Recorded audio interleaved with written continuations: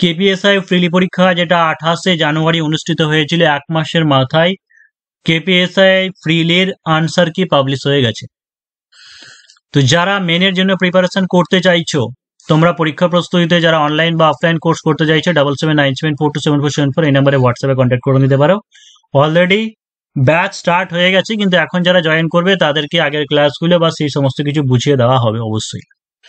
তো দেখো যে আনসার কি পাবলিশ করে দেওয়া হয়েছে। যদি কারো মনে হয় যে কোনো আনসার কিতে চ্যালেঞ্জ করবে বা ভুল আছে, তাহলে সেই ক্ষেত্রে ভালো করে চেক করে আজকে থেকে, অর্থাৎ আজকে 29 তারিখ, আজকে থেকে 7 দিনের মধ্যে wbprb10@gmail.com এই মেল করে এখানে পাঠাতে হবে যে এই কোশ্চেনটার আনসার এটা আছে, এটা হবে, উপযুক্ত প্রমাণ সহ।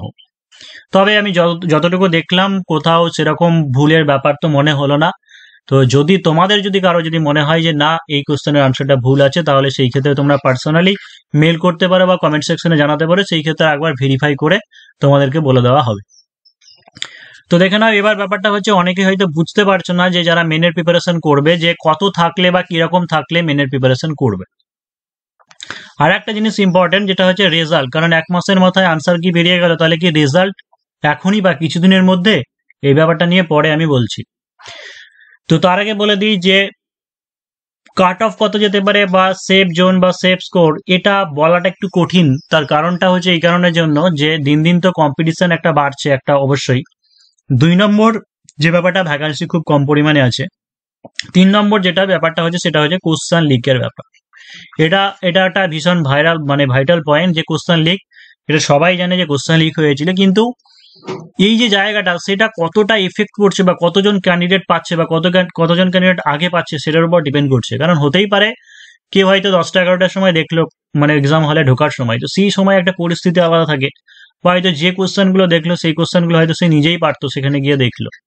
তো এটা একটা ব্যাপার করছে। তবে যাই হয়ে যাক না কেন, এক্সাক্ট যা কাট অফ হওয়ার কথা সেখান থেকে হয়তো এই কারণের জন্য 10 নম্বর বা 7-8 নম্বর এরকম ইনক্রিজ হওয়ার সম্ভাবনা থাকছে। তো সেই হিসেবেই কাট অফটা সেজন্য আলোচনা করব। তো দেখো যে জিকে যে 50টি প্রশ্ন ছিল, তার মধ্যে আমার যেটা মনে হয়েছে যে যারা প্রিপারেশন করছে লাইনে, তো 35 থেকে 40টা কোশ্চেন অনেকে অ্যাটেম্প্ট করতে পারবে। কারণ বেশ কিছু কোশ্চেন মোটামুটি ধরে রাখতে পারো যে 15-20টা কোশ্চেন বেশ ইজি ছিল, কিছু মডারেট ছিল, আর মোটামুটি 8-10টা কোশ্চেন একটু হার্ড ছিল। তো যারা কম্পিটিশন প্রিপারেশন করছে 35-40টা অনেকেই করতে পারবে। আমি এটা সবসময় ইউআর ধরে এখন বলছি। তো ম্যাথমেটিক্সের ক্ষেত্রে ম্যাথমেটিক্স এবং রিজনিং, ম্যাথটা তুলনামূলক সহজ ছিল, কিন্তু বেশ কিছু কোশ্চেন এমন ছিল যে লেন্দি ছিল, অর্থাৎ ক্যালকুলেটিভ ছিল।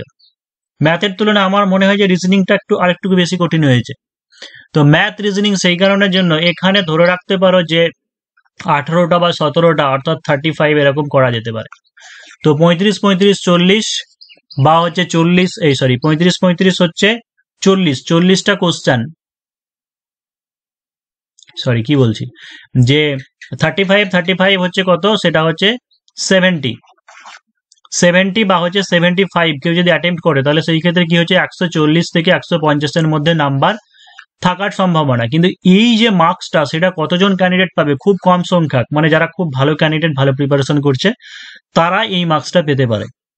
এবার 300 নয় যে আছে, সেই ক্ষেত্রে যদি 10 গুণ বা 12 গুণ, এমনটা হতে পারে যে কোশ্চেন লিকের ব্যাপার, যেহেতু অভিযোগ জানানো হয়েছে, মেল করা হয়েছে, তো সেই জায়গাতে যদি বোর্ড সিদ্ধান্ত নেয় যে হয়তো বেশি গুণকে প্রিলিতে পাস করাবে, সেটাও করাতে পারে।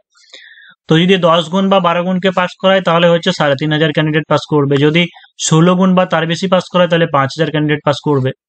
তাহলে এটাও ডিপেন্ড করছে যে কত গুণকে পাস করানো হচ্ছে, তার উপরে কিন্তু কাট অফটা ডিপেন্ড করবে। এবার একটা জিনিস, 70-75টা মনে হচ্ছে যে অ্যাটেম্প করা যাবে, কিন্তু পরীক্ষার হলে তো একটা আলাদা অ্যাটমসফিয়ার তৈরি থাকে। বা কেউ যদি এতগুলো অ্যাটেম্প করেও 75, হয়তো দেখা গেল 3-4টে ভুল হয়ে গেলে, সিলি মিস্টেক হয়ে, আমি ধরলাম যে 75 কে অ্যাটেম্প করলো, 3-4টে ভুল হয়ে গেলে, 4টে যদি ভুল হয়, তাহলে যে 71, আবার 4টে ভুলের জন্য 2 নম্বর বাদ হয়ে যাবে। তো ঘুরে ফিরে 140 মতোই দাঁড়াচ্ছে।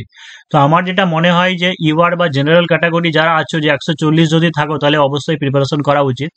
সেই জায়গায় ওবিসি এ বা হচ্ছে এসসি ক্যান্ডিডেট যারা আছো, তোমরা অবশ্যই 10 নম্বর কমিয়ে নাও, 130-32 থাকলে করা উচিত।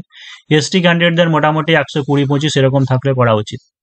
আর ফিমেলদের ক্ষেত্রে যতই ভ্যাকান্সি কম থাকুক, আমার মনে হয় যে ফিমেল ক্যাটাগরির ক্ষেত্রে ফ্রিলিতে অন্তত কাট অফ অবশ্যই কম থাকার কথা।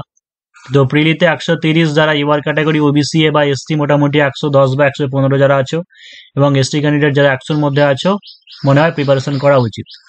শুধুমাত্র কাট অফ কম বলে বা পরীক্ষা প্রস্তুতিতে অ্যাডমিশন করা সেটা জন্য নয়, অবশ্যই যারা প্রিপারেশন করবে সেটা নিজের দায়িত্বে প্রিপারেশন করবে। কিন্তু একটা জিনিস মনে রাখতে হবে, যদি বাই চান্স পাস করে যাও তাহলে সেই ক্ষেত্রে কিন্তু ওই প্রিলি পরীক্ষার রেজাল্ট হয়ে গেলে তারপরে 1.5 থেকে 2 মাস টাইম পাবে মেনের জন্য। ওই 1.5 থেকে 2 মাসে কিন্তু মেনের প্রিপারেশন করা যাবে না।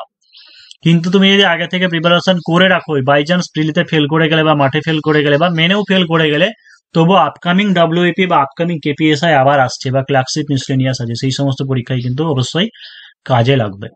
তো এই সমস্ত দিক বিচার করে সবকিছু চিন্তা ভাবনা করে, ঠিক আছে, অবশ্যই মেনের প্রিপারেশন যারা শুরু করতে চাইছো পরীক্ষা প্রস্তুতির হাত ধরে 7797742744 এই নম্বরে হোয়াটসঅ্যাপে কন্ট্যাক্ট করে নিতে পারো।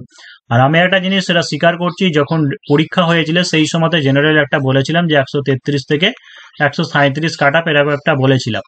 সেটা কিন্তু কোশ্চেন লিক বা অন্য ব্যাপার এই সমস্ত কিছু ভেবে নাই, কোশ্চেনের ডিফিকাল্টি লেভেল সেই হিসেবে চেক করে বলেছিলাম। তবে যদি ভয় লাগে কারো, তাহলে মনে হয় যে জেনারেল 140-এ হয়ে যাওয়া উচিত বলে আমার মনে হচ্ছে। তো সেটা ফিউচার বলবে, ভবিষ্যৎ বলবে যেদিনকে রেজাল্ট পাবলিশ হবে। আর রেজাল্টের ব্যাপার যেটা, সেটা হচ্ছে এই মুহূর্তে কোনো আপডেট নেই কবে আসতে পারে।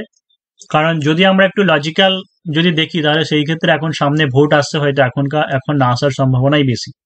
মোটামুটি ধরে নিতে পারো সেই হিসেবে তাহলে জুন মাসের দিকে হয়তো আসতে পারে। আর যদি কোনো ইনফরমেশন কিছু পাই রেজাল্টের ব্যাপারে, তাহলে সেই ক্ষেত্রে অবশ্যই তোমাদেরকে জানিয়ে দেওয়া হবে।